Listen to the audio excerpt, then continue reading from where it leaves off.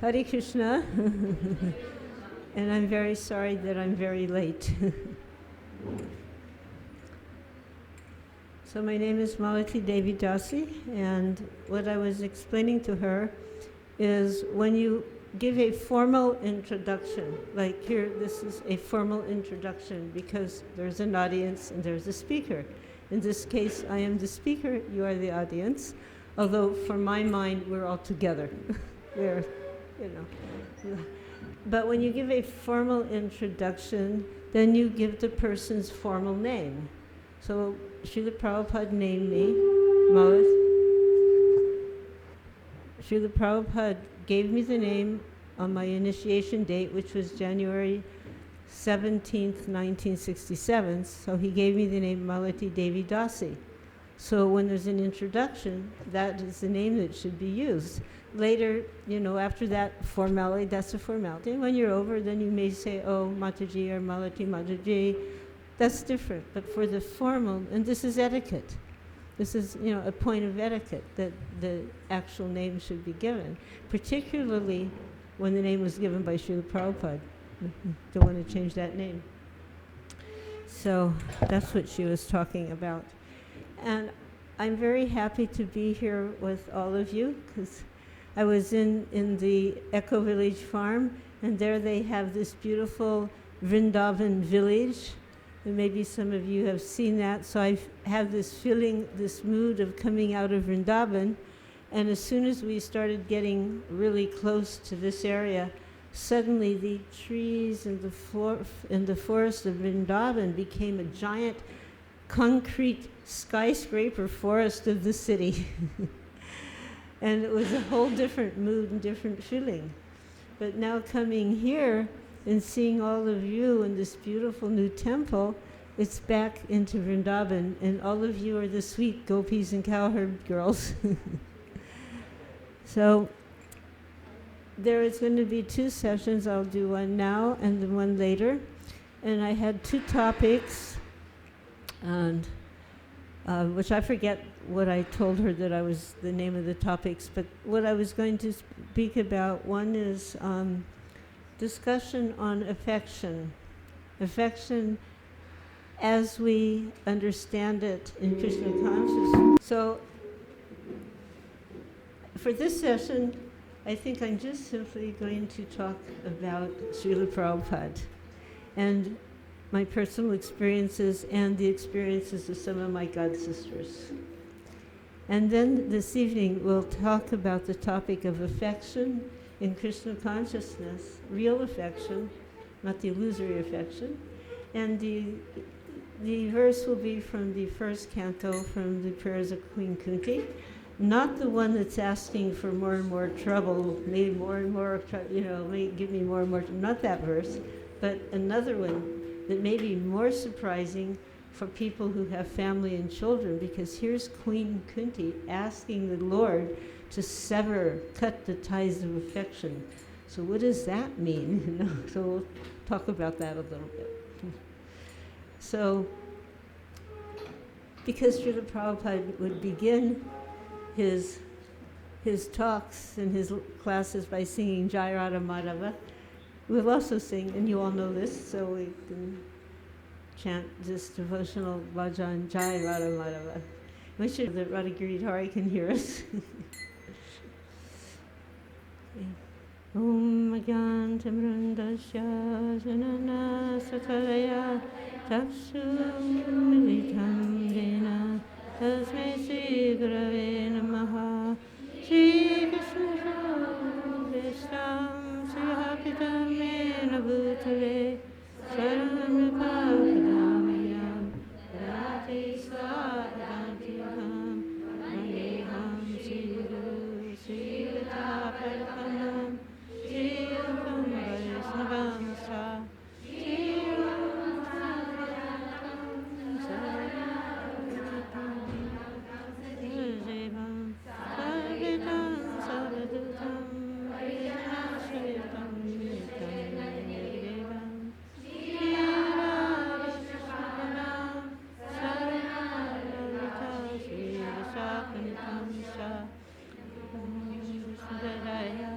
Krishna Kasaya Bhutale Srimate Bhaktivedanta Swami Niti Namane Namaste Saraswati Deve Paramani Pracharane Nirvishesha Srinivadi Vaskasade Satarane Vanchakalpa Tarubhyascha Kripa Sindhuvevacha Patitanam Pavanedambhyo Vaishnavebhyo Namo Namaha. So, when I speak about Srila Prabhupada, I'm doing so as his student, his disciple, and not as a topic of a lecture,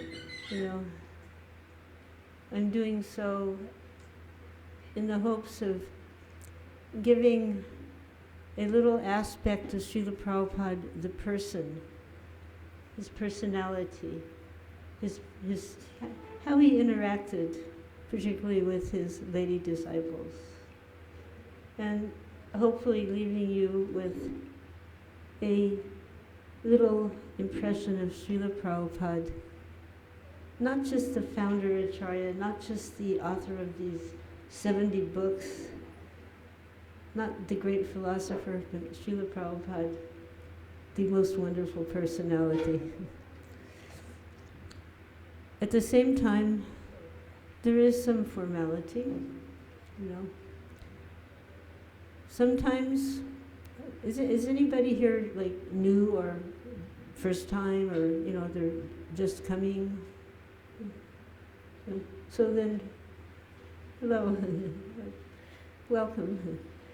Is this your first time with? But you're new. You're just starting out in Krishna consciousness, right? So when one is just starting, you may have noticed we place a lot of emphasis on Srila Prabhupada. And sometimes we meet persons from other temples or other mutts, and they notice that we place a lot of emphasis on Srila Prabhupada. And sometimes they'll, sometimes there's a remark, well, you people are a little fanatical about Srila Prabhupada. There are other gurus, there's other teachers, maybe you've heard that said sometimes. And we know that, and we don't disagree with that, actually. We know there is other teachers, other acharyas. But for us to have exclusive devotion to Srila Prabhupada is not fanaticism. Would anybody say you're a fanatic because you love your mother and your father, maybe your sisters and brothers, more than you love everyone else? Nobody would say you're a fanatic. It's a natural thing. Srila Prabhupada was empowered by Lord Krishna to do what no other previous spiritual master or acharya had done. And that is, he spread the message of Lord Chaitanya Mahaprabhu worldwide, the message of the Sankirtan movement. He took it outside the boundaries of Bharatvarsa, of India. And when we say the whole world, we mean the whole world. If you take a globe and you look at that globe and you put a little pin in every place that there is a ISKCON temple or a preaching center or a namhat or just some devotees, you're not going to find practically one continent, except maybe the Arctic and the Antarctic that are covered with snow. You will not find one continent, one place in the world, even in war-torn countries like Syria.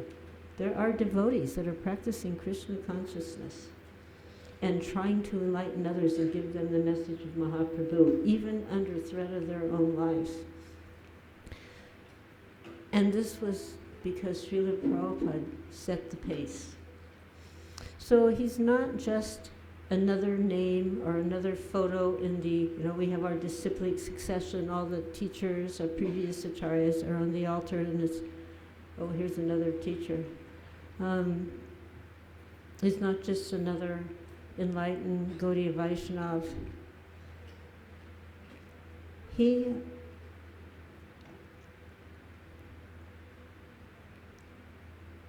came into the line of disciplic succession in a very wonderful manner. You see, after Lord Chaitanya departed this world, of course his departure is not the same as our departure, but he, for all practical purpose, he wasn't seen anymore. And after his departure, there were very many brilliant acharyas and scholars that followed. And they also left. And as time went on, there was disturbance. Disturbance among the followers, mostly, practically 100% due to what we call false followers. Apra Sampradaya, against the teaching, against a mission. So in the 1800s, Srila Bhaktivinoda Thakur, who was the father of Srila Bhaktisiddhanta Saraswati, who was the guru of Srila Prabhupada, so Srila Bhaktivinoda Thakur came and he pioneered and he reestablished the purity and solidified the teachings of Lord Chaitanya Mahaprabhu. And he was assisted by his son, Srila Bhaktisiddhanta Saraswati. And they preached together powerfully. And they were defeating the impersonalists and the Mayavads.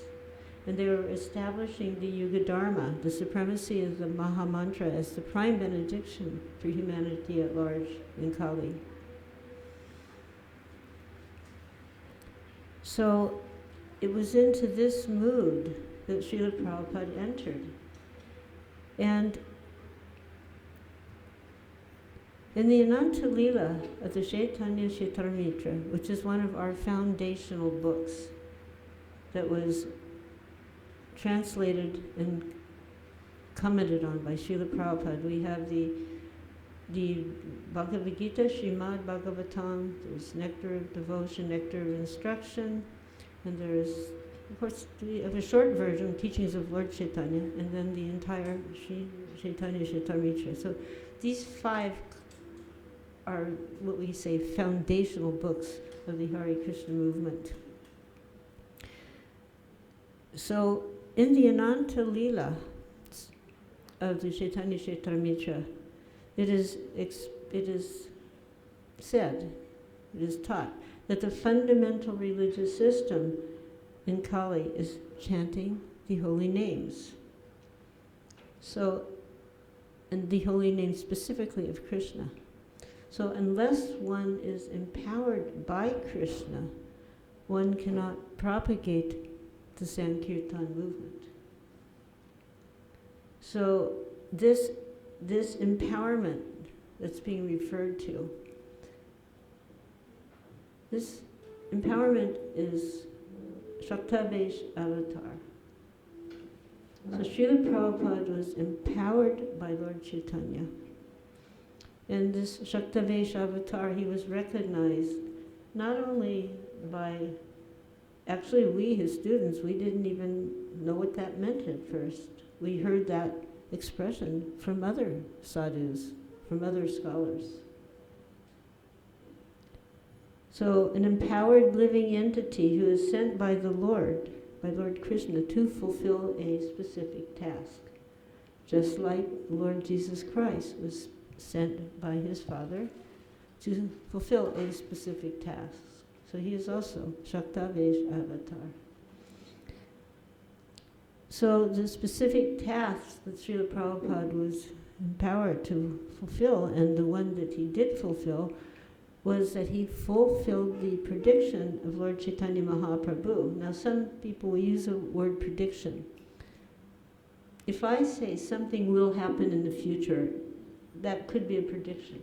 But when Lord Chaitanya Mahaprabhu says, my name will be chanted in every town and village, that's hardly a prediction. That is a statement of fact. But, somewhat of a prediction. So Srila Prabhupada fulfilled that by ensuring, by spreading the name of Lord Krishna all over the world. And followers of ISKCON, members of ISKCON, we develop our love for Krishna by strictly following in the mood and in the footsteps of Srila Prabhupada. And this is not fanatical. There's a statement in the Srimad Bhagavatam 7.9.28 by Sri Prahlad, and he expresses his allegiance to his spiritual master. He said, "My dear Lord, O Supreme Personality of Godhead, due to association with material desires, I was gradually falling into a blind well full of snakes. But your servant, Sri Narada Muni, kindly took me as his disciple, and he instructed me to achieve transcendence. Therefore, it is my first duty to serve him. How could I ever leave his service?" So this is a very powerful statement, and one that is very important to understand, because then we will also understand that our loyalty and allegiance to Srila Prabhupada is not fanaticism. It is based on love and gratitude. If somebody, it's said that if somebody saves your life, you'll never forget that person. You could say you owe them a debt that you can never repay. So Srila Prabhupada, he exemplified the same devotion to his Guru Maharaj. So I'll tell a small incident, not so small in one way, because it left on me a lifelong impression. And for those of you who have read the Lilamrita, how many here have read Lilamrita? A few of you. So Lilamrita is it is a biography of Srila Prabhupada. Okay. So in there you will learn how at a certain point in 1967, he had come from New York City in January to San Francisco. And New York City was the first Hare Krishna ISKCON temple. It was just a small little place, a little, we call them storefront. And then he came to San Francisco, and again there was the second Hare Krishna temple, and it was another storefront. A point of information that when he came, I think most of you know this, that when he came to America, he didn't fly on a jumbo jet. He didn't fly on any kind of jet. He came over on a freighter, a cargo ship. And by the way, it was not a very big cargo ship. It was actually quite small. I took the opportunity to have darshan of this ship. It was named Jaladuta. So I had an opportunity to see it before it was dismantled. It was old, it became, it was worn out. And so they were gonna, scrap it. So I went to the shipping yard in Bombay. It was still called Bombay in those days. And I go in there, I'm full of these big, huge, giant cargo ships, and I'm looking at the names, all kinds of names. But I don't see the Jaladuta, and I started to feel like, oh God, maybe I missed it, maybe it's already torn apart. I didn't get to see it. And I felt, for some reason, I felt this kind of feeling of panic, not, full-on panic, but a little panic. And I looked around, and I saw a fellow, looked like he worked there, and I said, "Where's the Jaladuta?" What's really now? Where's the Jaladuta? And I'm looking up, and he's pointing down. So I lower my vision quite a bit, and there was this a little ship next to all these big monsters, Jaladuta. And I saw that, and I thought, oh my God, he went across. I wouldn't even gone out of the Bombay harbor in that thing. It was like, this is what he crossed. He went out of the the Bay of Bengal. He went through the Indian Ocean, the Straits of Gibraltar. He went through Suez Canal, the Mediterranean, the Atlantic. My God, it was so small. And there can be some really powerful waves, especially in the Atlantic, just like, my God. And there was no, it was a nice room, because it was intended for the captain and his family, but otherwise it was a cargo ship. And, the men who were on it were sailors. And sailors aren't necessarily usually people with any particular brand of piety. They're seagoing people. And they're not, this was an Indian ship, but there could be people from any country. You don't care what country you're on. If you're on the ship, you just got to keep the thing afloat and do your job. So Srila Prabhupada was there, and they didn't even have they had some kind of a medic, but not a doctor. And they didn't have any, you could say infirmary.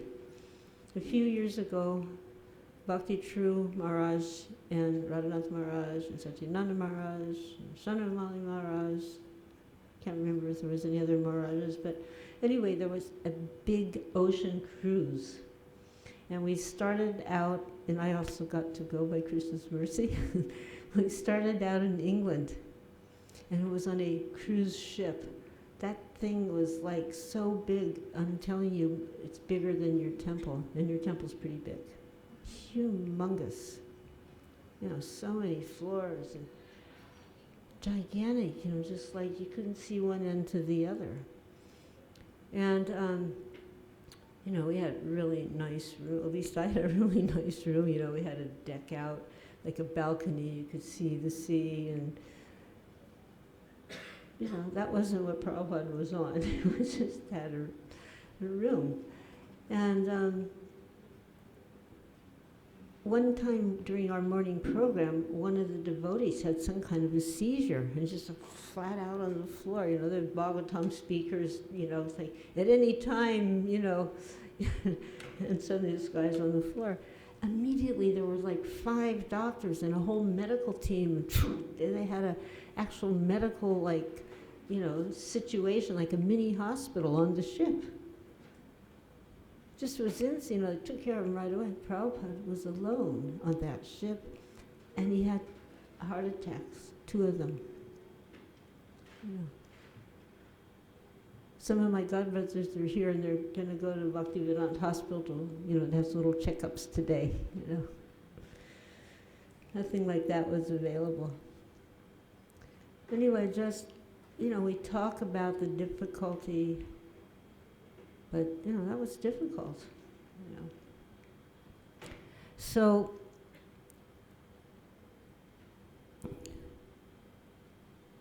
in 1967, he arrived, he got here, he landed in Butler, Pennsylvania.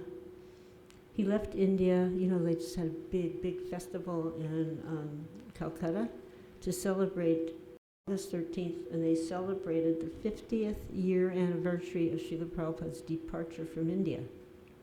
And they had this huge stadium. The numbers vary. Some people say 13,000, some people say 20,000, whatever. It's a big number. And twice, they had 2 programs, one in the morning, one in the evening. And if you came in the morning, you couldn't get back in for the evening. So it meant 2 full house audiences. So in other words, there was between 30 and 40,000 people twice that came to celebrate Prabhupada's departure from India on just last August. And in addition, in doing this big program that was quite lavish, it was quite a wonderful program, and it was live streamed, so you could watch it all around the world. So when I had a moment, I'd take a look. They had another little goal kind of embedded into the whole program, and that was to get a Guinness Book of Records. So anybody here know what Guinness Book of Records is? Okay, well, this Guinness Book of Records, so nobody raised their hand except a couple of you. This is a international, it's practically interplanetary. It's a, record keeping of you do something really incredible. Something really incredible, like, hold your breath for 3 months or something, you have to do something. They have standards, and you have to, come up to, and then somebody may say, I'm gonna compete on that, and I'm gonna break that record. So the record they were gonna break by having this celebration was they were having a yoga day. So you might be thinking, yoga, what yoga? Hey, we practice bhakti yoga, right? So we were going to break the record of the number of yogis assembled from all over the world in one day in one place. So numerically, we didn't, it wasn't by the number. That wasn't the number we were going to break, because you go to the Kumbh Mela and that number won't be wiped out. Our specialty was from the most number of countries. So we had devotees from 126 countries, and that broke the record, and we are now in the Guinness Book of Records, and there was an official recognition, So that was just part of the send-off. So then he left on the 13th of August, and the 17th of September, he arrived in Boston, USA, Boston, Massachusetts. So on that day, we had a big celebration there. I wasn't in Calcutta, but I was in Boston, Massachusetts for a celebration.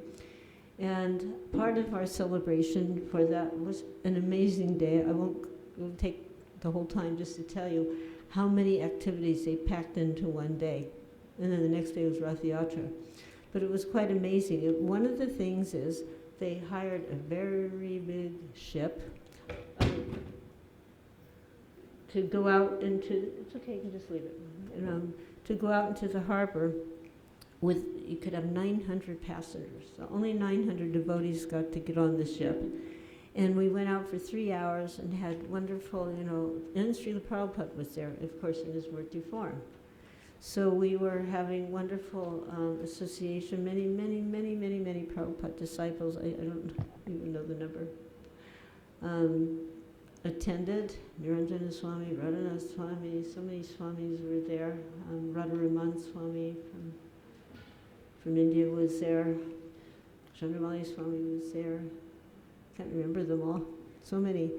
And so during that 3 hours, we had glorification of Srila Prabhupada, there was Guru Puj, and then we came back, and then there was more and more going on. So on that day, it was, a significant day.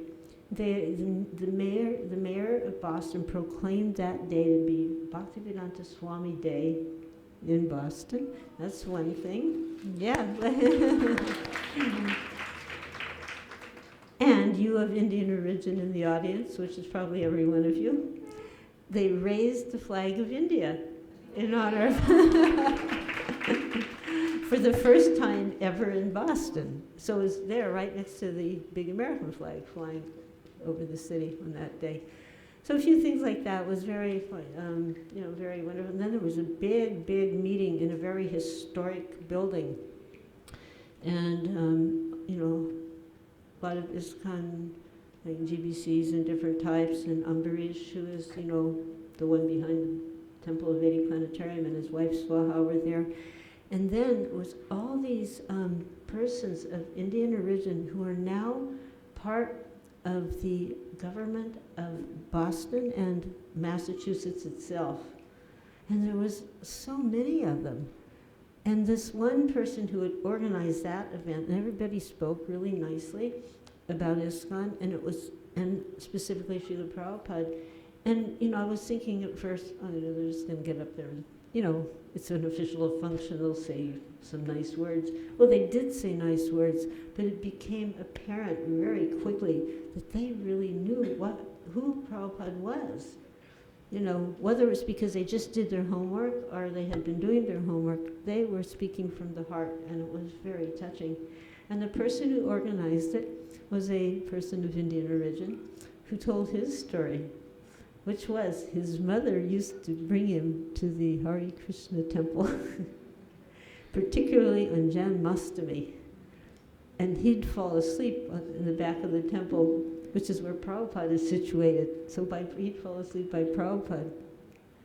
And then at midnight, his mother would come and wake up, it's Arti, midnight Arti on Jadmasti. So he grew up with Prabhupada in the ISKCON temple like that. And now here was his opportunity to, show Prabhupada how much he was grateful to him and glorify him. So, getting back to the topic here, which, this allegiance, this loyalty to Guru, to Srila Prabhupada, he exemplifies this devotion to his Guru Maharaj. And here I was going to tell the little story. So, first there was New York, and then he came, so I started, that's where I got off the track, because he, as you know, he came to New York on the ship. So he'd never flown on an airplane, but when he came from New York to San Francisco, that was his first airline ride. So that's how I got off on the other one. Then in late spring, he had some medical difficulty, some like a stroke. And he was brought to the hospital because, he was like incapacitated. We didn't know what to do. And then at one point, he told his disciples, "Get me out of here. I don't want to, they're just sticking pins in me. Get me out of here." And the doctors were freaking out. "You'll die. What are you thinking? What are you doing?" And only Garga Muni had the guts to just defy everything. Got a wheelchair and just wheeled him out. Just took him out. And then he told Brahmananda that night, just read from Queen Kunti's prayers. And, this is 67, so the devotees were barely a year old, and it was Prabhupada's, original Bhagavatams from Delhi. And he wanted him to read the Sanskrit, and, that was really still pretty foreign to us, but he did it anyway, and, then read the translations and purports. So during that time, he started recovering, and eventually he was brought to California again, and we had arranged for a small cottage out on Stinson Beach. We thought the sea air would be nice, but, San Francisco, that, it's called Marin County area, can be very tricky. And the fog can roll in, and you'll never see the sun for days. And basically, that's kind of what happened there. So, what we were hoping for was, some exposure to the sea air and the sun. They got the sea air, but not the sun. And he came back. During that time, we had our first Rath Yatra. I promised, where is the devotee who drove me here? Is she? Huh? Oh, I promised her. Well, I'll tell her personally, because she wanted me to tell that story about Jagannath. Anyways, so during the first Rath Yatra, he couldn't be there because of the health. So we took Lord Jagannath over to where he was to take darshan, which meant we had to cross over this big bridge. Is called Golden Gate Bridge. See a picture of San Francisco, for sure you're going to see this Golden Gate Bridge into Marin County. So he decided to come back to San Francisco and to go back to India. So he came back, and we were, in our little temple room. You could probably put that temple room about maybe 5, 6, 7, 8, 10 times. This room is at least, like 7 to 10 times as big as that little room. But for us, it was everything. It was our world. And Prabhupada came, and he told us that I've decided to return to Vrindavan, my home. So that Vrindavan, my home, to recover. If Krishna wants, I can recover, and then I'll come back. And of course, when he said that, it was like, our breathing started to stop. And then he gave us very clear instructions, what he expected us to do. So we're really new at this thing called Krishna consciousness. We didn't even have Bhagavad Gita published. We just knew the name, and we just only had that first volume of Srimad Bhagavatam in 3 parts. And many of us were just a few minutes old in our new life, our new birth, relatively speaking. So he said that, I want you boys and girls to carry on, to push on this movement. He says, I'm an old man. I may die at any time. So I want you boys and girls to push on this movement. So that was a really shocking thing, actually. Practically, has anybody ever heard a Bhagavatam class where they don't talk about birth, death, disease, and old age? That's just a normal thing. You hear about it all the time. It's almost, our first mantra is the Hare Krishna Maha Mantra. But birth, death, disease, and old age, that's almost the second mantra. We just talk about it a lot. It's kind of important, So we've been hearing that. But, we didn't think, he says, first of all, he goes, I want you to push on this movement.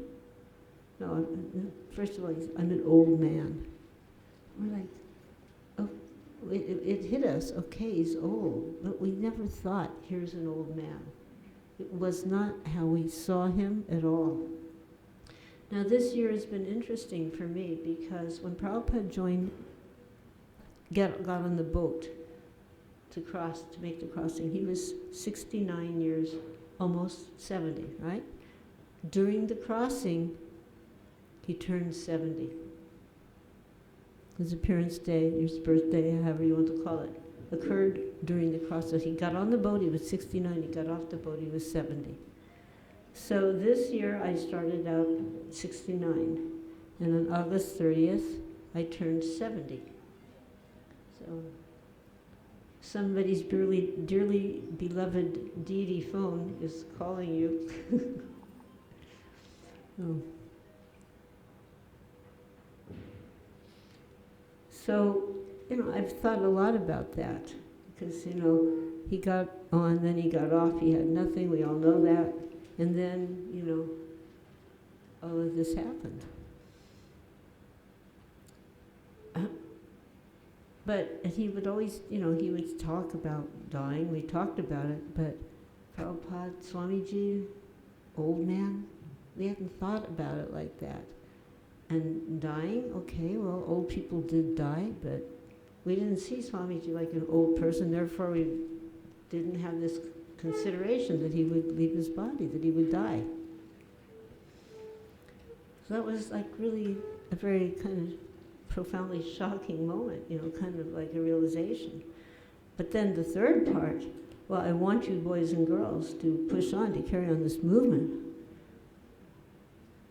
Most of us, probably 90+% of us, hadn't really thought that we were in a movement. Okay, we got New York had incorporated at that point. San Francisco was in the process of. But we didn't think, we have a movement, We're just Swamiji and us. It was like this family. Would you call your family a movement? You go for somebody's birthday, you get together, the whole family's there. Would you go, well, here's a movement, You don't think of it that way. It's just your family. And that's how we felt. But suddenly, we understood we have an obligation. He's given us something valuable, something wonderful, and he's asking us to carry on. So during his presence, many wonderful things would occur beyond our normal capacity. How did that happen? By empowerment, by his presence, by his desire and our willingness to fulfill his desire. This empowerment came. Just like Lord Chaitanya empowered Srila Prabhupada, Prabhupada empowered us. But we were there, we were with him. And if he wasn't going to be there, how would we do this? Like if we met somebody, we were out, because he told us right away. I mean, you got initiated, you're to go out and preach. Everybody got that instruction. Well, how are we going to preach? We don't know anything. And I asked him, well, Swamiji, what do we say? What do we do? And he said, just listen to what I am speaking and repeat carefully. Don't add or subtract. And that became how we, and if people asked a question, if we didn't know the answer, we said, well, we don't know, we're just starting out, but we'll find out the answer. We'll ask our teacher and we'll tell you the answer. So he was there, we could go, we could ask him. Just like now, you can ask a senior devotee.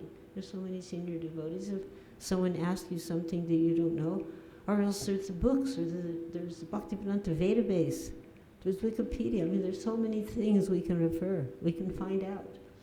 But that wasn't there. So there was no question of replacing Srila Prabhupada. It's like, not like, if you go to school and you get a teacher for one grade, and then the next grade you get another teacher, and then you get another, it's not like that. And we understood that, and we didn't want another teacher. But our teacher was asking us to do something that we didn't feel we could really do adequately. Because suddenly we knew our teacher wasn't going to be right there, and we couldn't come running to him or write him a letter, and so of course he could have written a letter to India, but wasn't saying, so a question was asked to him only with the thought of fulfilling his order to push the movement on. We thought we need some help. So one devotee raised his hand and he said, Swamiji, in your absence, can we ask one of your godbrothers to come and help us? That was all. It was just, we need some help. But Prabhupada's answer was very profound and, as I said, lifelong instructive. He answered in a very deep, low voice. He said, my spiritual master was not an ordinary man. He saved me. Then he said, if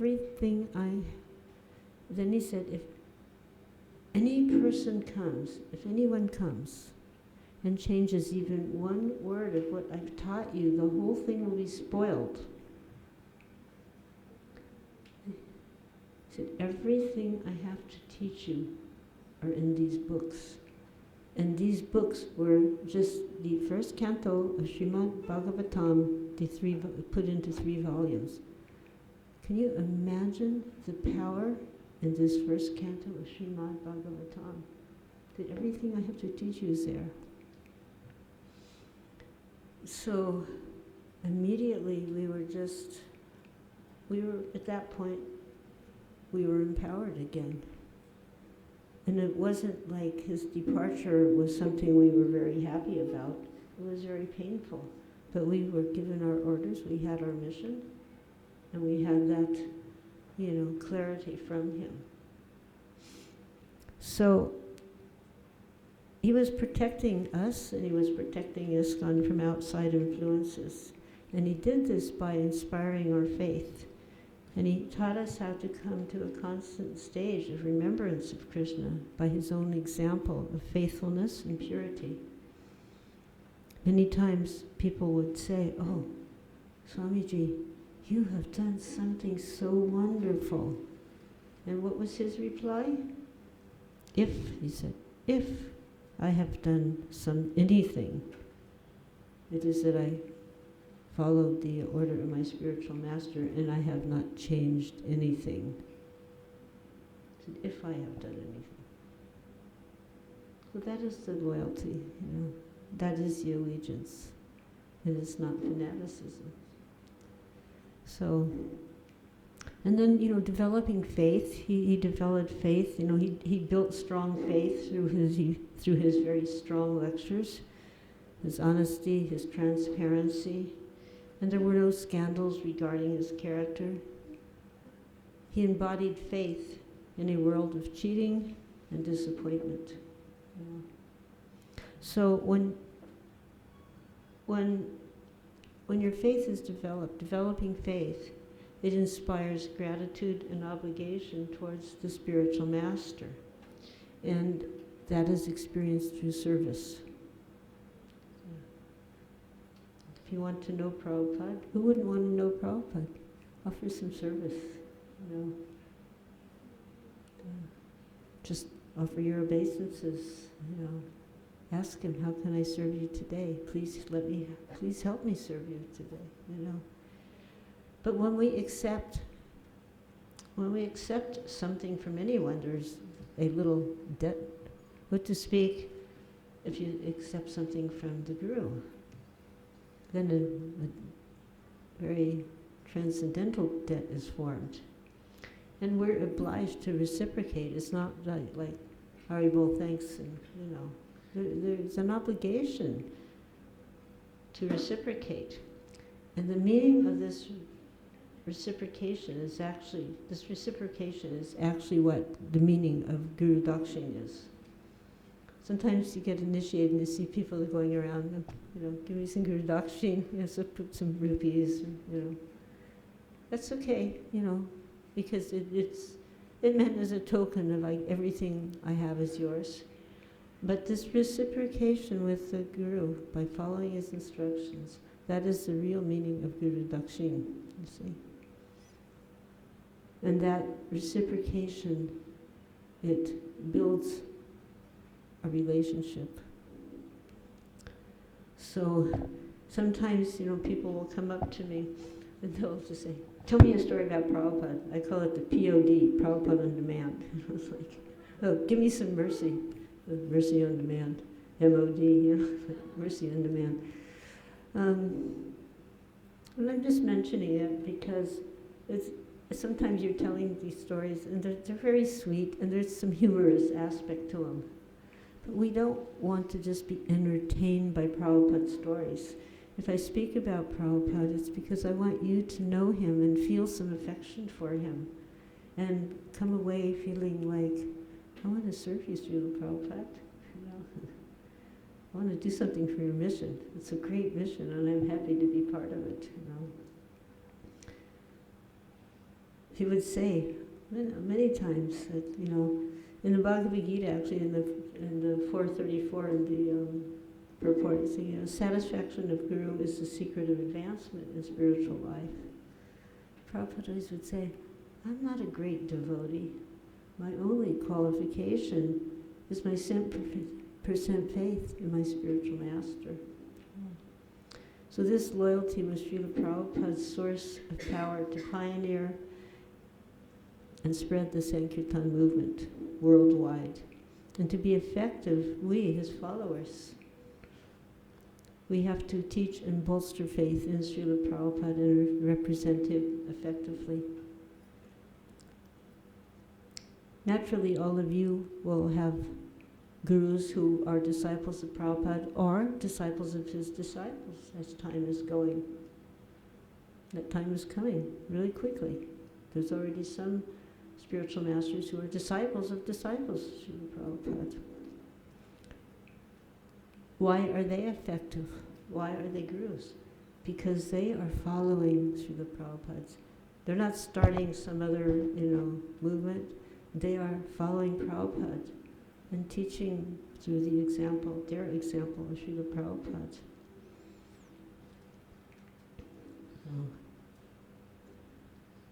They're qualified by their pure service, their thoughts, their words, and their actions to one's Guru. So that will qualify us too. So that's kind of like a preface. Just, can you tell me, because I put my clock there, but I forgot to notice the time when I started. So it's 1 o'clock now. No, that I know, but I didn't pay attention to the time when I started. I said, okay, so then it's, you know, 1 hour. So I would, according to your schedule, this would be like the lunch. So we could take a break and then meet again. Is that good? Does anybody want to ask any, because we have a drama, right? Yeah. Does anybody want to do you have any quick questions?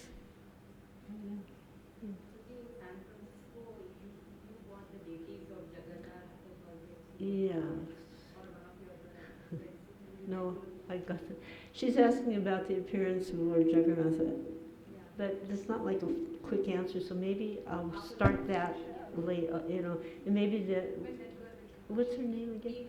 Vina. So, because Vina, on the way driving, she asked me about that, and I said I will speak here because I didn't want to distract her driving because it was like, we were in this like little tiny car that didn't have a lot of power, and all these trucks and big vehicles were, and I just wanted her to be thinking about driving, so I didn't want to distract her.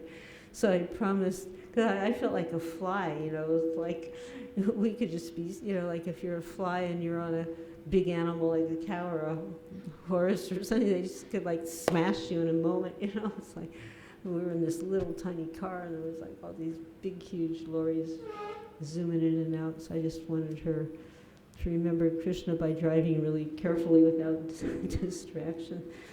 So maybe she'll be back, and then I'll definitely tell that story, It's kind of, it's part of ISKCON's history, and for some reason I got to kind of be part of that little history, and it's one of those things, by chance, by luck, by Krishna's mercy. Okay, thank you all very much. I'm really looking forward to this drama. Hare Krishna.